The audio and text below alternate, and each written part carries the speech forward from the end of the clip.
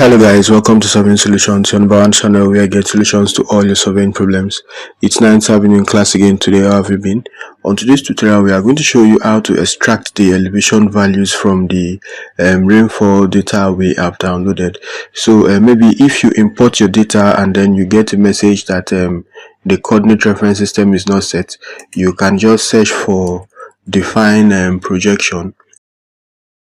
So when you search for define projection, it overrides the coordinate information that is already stored, right? Good. Or it assigns a new one. So when you come to this point, you just impute the data whose coordinate is not set, and then you now select the coordinate information you need by using what this browse button, right? Good. And then you select for either WGS 1984 or any other projection system that the location of your data falls, right? Good. But since it is set, we can just move to the next part of the tutorial.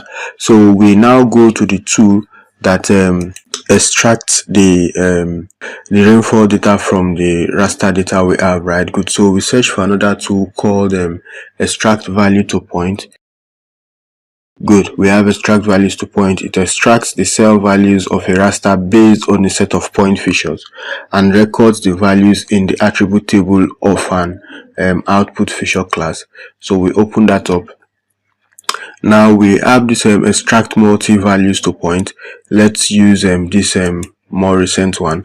We are going to use this drop down to select the rainfall points as what our input point feature, because it is this point. Okay, let's just zoom to layer.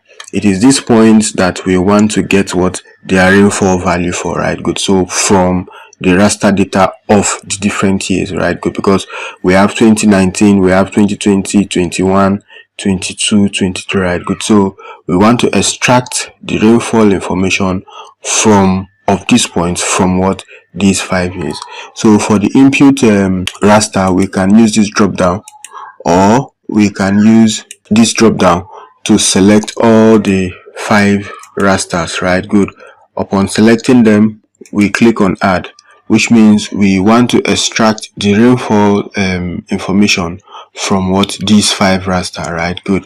Then we click on run. Good. So the extract multi values to point has been executed successfully. However, the feature class does not have any special index. Okay, that's a minor issue. So if we come back to our rainfall data and then we open the attribute table, we are going to see what 5 new fields that contain what the rainfall information that were extracted from the different rasters of the different years, right? Good. So with this, we have been able to extract the rainfall information for 2019, 2020, 21, 22, and 23 based on what these points. Yours might not be as many as this. Yours might maybe 10, 15, 20, depending on what the data set you have and perhaps the locations that you want to extract their rainfall values for, right? Good. So now we can see by looking at the values that the highest rainfall was recorded in 2019, because at this particular point you can see that we have about 5,468 millimeters, and then the lowest was around this point, which is 2020. We have about 3,646 millimeters for this particular point, right? Good. So this now gives you an insight on how to know, okay, the amount of rainfall that occurred over this period of time, right? Good, at these different points.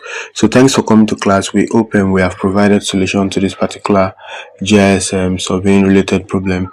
We are going to see you on the next tutorial. Ensure you keep staying safe and have a fantastic time. Bye.